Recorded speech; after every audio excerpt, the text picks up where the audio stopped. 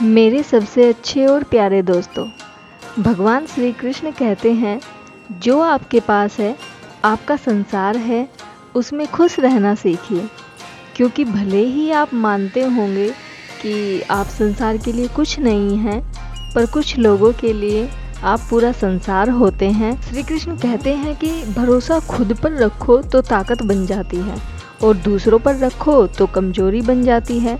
आप कब सही थे इसे कोई याद नहीं रखता, लेकिन आप कब गलत थे इसको सब याद रखते हैं। जिसकी जैसी सोच वो वैसी कहानी रखता है।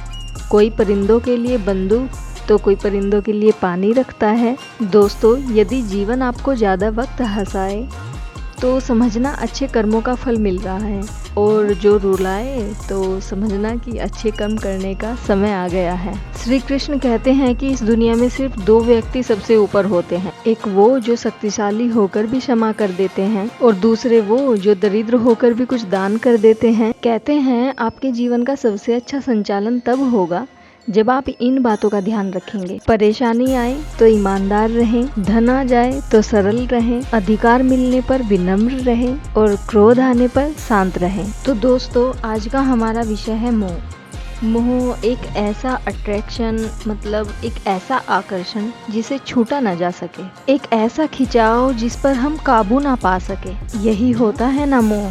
विवश होकर बस हम उसकी ओर खींचे चले जाते हैं और उसको प्राप्त करने के लिए हम अपना सब कुछ दांव पर लगा देते हैं। वो मोह का पात्र कोई व्यक्ति हो सकता है, सत्ता हो सकती है, संपत्ति हो सकती है।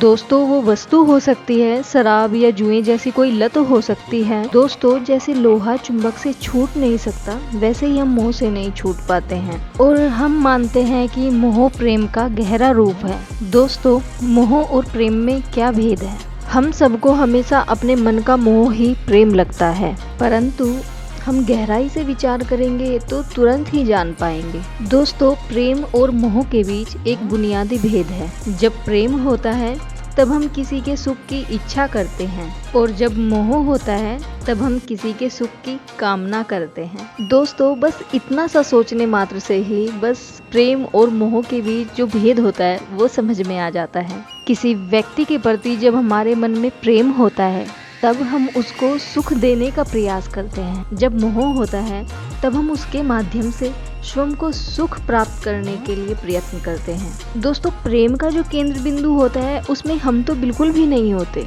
और मोह के केंद्र में केवल हम होते हैं। और ये सब बातें तो व्यक्ति की हुई। दोस्तों, क्या किसी वस्तु और व्यक्ति के मोह और प्रेम में यही भेद होता है? यदि हमें सत्ता और पद के लिए प्रेम है तो हम क्या करेंगे? तो सीधी सी बात है, खुद को हम उस सत्ता या पद के लिए योग्य बनाएंगे।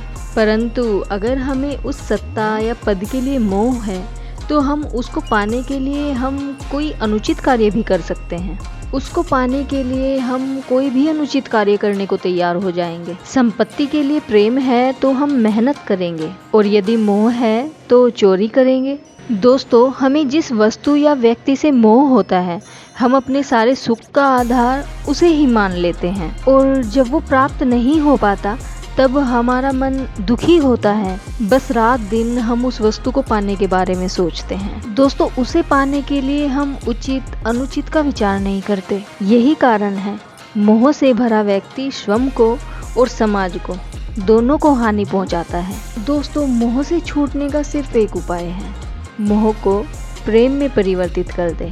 बस खुद को इतना पक्का कर ले, खुद को इतना मजबूत बना ले, और ये सोच ले कि हमारा सुख दुख किसी वस्तु, किसी व्यक्ति के कारण नहीं हो सकता। सुख और दुख ये तो हमारे अंदर का व्यापार है, हमारी आत्मा का स्वभाव है। दोस्तों, इस मोह को और प्रेम को हम अपने बचपन से भी समझ सकते हैं। जैसे बचपन में हमें खेल के लिए पागलपन था, और बड़े होने पर हमें खेल के प्रति प्रेम अवश्य है, किंतु वो पागलपन नहीं है। दोस्तों, मोह हमें बांधने का काम करता है, इसलिए सदा ही दुख का कारण होता है, दुख देता है।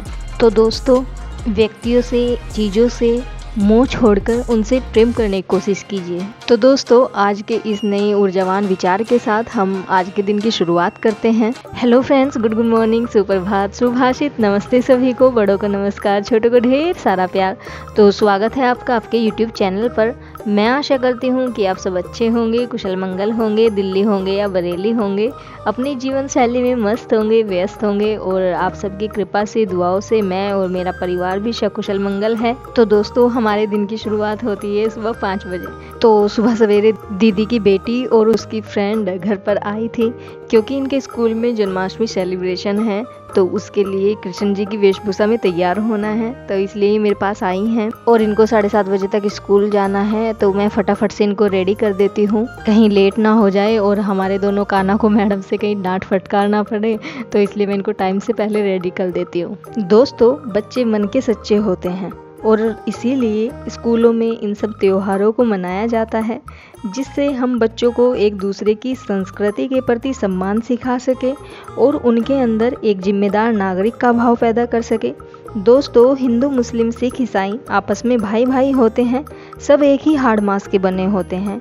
जात पात धर्म को छोड़कर सबसे बड़ा धर्म इंसानियत का होता है, क्योंकि धर्म किसी वर्ग, समुदाय या मजहब का नाम नहीं है, धर्म तो हमारी परवरिश का नाम है। इसीलिए एक दूसरे से प्रेम करें, सहयोग करें और सहभागिता से भावी राष्ट्र के निर्माण में योगदान दें। आप सभी को जन्माष्टमी की बहुत बहुत शुभकामनाएं। तो देखिए, ये हमारे दोनों कान्हा का प्यारा सा लुक, कितने प्यारे लग रहे हैं दोनों। दोस्तों, जिनके घरों में छोटे छोटे बच्चे हैं, उनके साथ ये छोटी छोटी खुशियाँ मनाइए। इन खुशियों के जरिए इन त्योहारों को जिंदा रखिए, खुश रहिए और उनके अंदर एक आदर्श व्यवहार का संचार कीजिए। आई होप आपको मेरा ये व्लॉग पसंद आया होगा। अगर आपको मेरा ये व्लॉग पसंद आया है तो मेरी वीडियो को लाइक करें, कमेंट करें, शेयर करें और मेरे चैनल को सब्सक्राइब करें। Thank you for watching this video.